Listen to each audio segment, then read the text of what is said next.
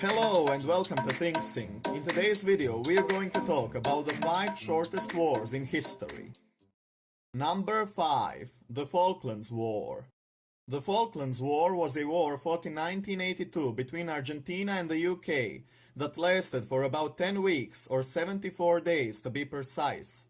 The war began when Argentina invaded and occupied the British-owned Falkland Islands, located in the South Atlantic Ocean some 500 kilometers east of the coast of Argentina and a staggering 13,000 kilometers away from the coast of the UK. The Argentinian military junta claimed that by taking control of the islands it was simply reoccupying territory that should have belonged to Argentina in the first place.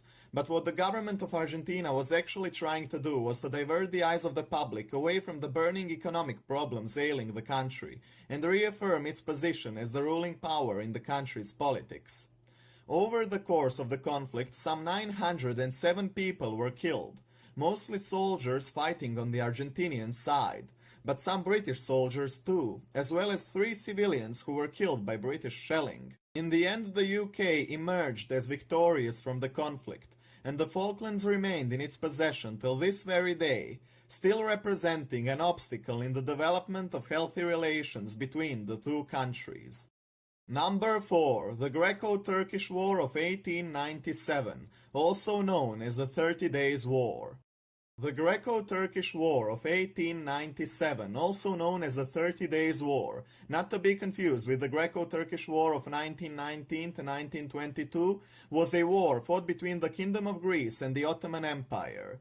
It began over the island of Crete, where a large Greek majority that had lived under the Ottoman rule for a long time rebelled in order to break away from the Ottoman Empire and join the Kingdom of Greece. Despite being largely unprepared for an all-out war, and its manpower being numerically far inferior to that of the Ottoman Empire, the Kingdom of Greece decided to back the rebellion taking place on Crete and declared war to the Ottoman Turks. The Greek army proved to be completely unprepared for the task, lacking proper training, infrastructure and weaponry, as well as the support of major European powers who decided to give their aid to the Ottomans by imposing both land and maritime blockades upon Greece, as to prevent the unrest from spreading to the rest of the Balkans region. All this meant, of course, that the Ottomans had no greater obstacles put in front of them in order to win the war, and thus managed to do so in a matter of mere 30 days, giving name to the conflict itself. Number 3. The Sino-Vietnamese War. The Sino-Vietnamese War, also known as the Third Indochina War, took place in 1979 and was fought between the People's Republic of China and the Socialist Republic of Vietnam. The war lasted for 30 days and it broke out because of events taking place during the previous year, in 1978, when the forces of northern Vietnam invaded and occupied Cambodia, thus deposing the Chinese-backed Khmer Rouge regime. On the 6th of March 1979, China declared that the gate to Hanoi was open and that their punitive mission had been achieved, after which Chinese troops withdrew from Vietnamese territory. Despite all that, however, Vietnamese troops remained in Cambodia all the way up until 1989, and it can easily be argued that Chinese forces failed to achieve their mission of dissuading Vietnam's involvement in Cambodia's politics, thus losing the war. Regardless of everything that happened during the 27-day period, which was how long the war lasted, both sides claimed victory in the last of the Indochina Wars. Number 2. The Six-Day War. The Six-Day War was fought between the 5th and the 10th of June 1967 by Israel and the neighboring states of Egypt, Jordan and Syria.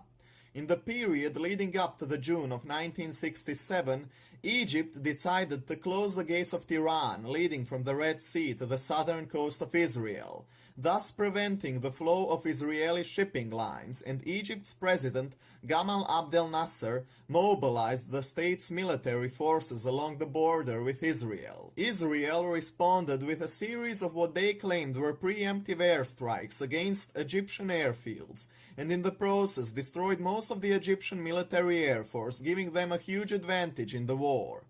At the same time, Israel launched ground offensives on the Sinai Peninsula and the Gaza Strip, taking both of them with relative ease.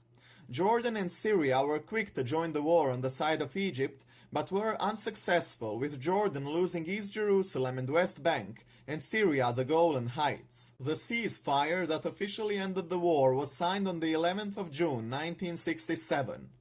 In the aftermath of the war, Egyptian, Jordanian, and Syrian armies were crippled, having taken losses of over 20,000 soldiers when combined, while Israel lost fewer than 1,000 of their own troops, and gained the Gaza Strip and the Sinai Peninsula from Egypt, the West Bank from Jordan, and the Golan Heights from Syria.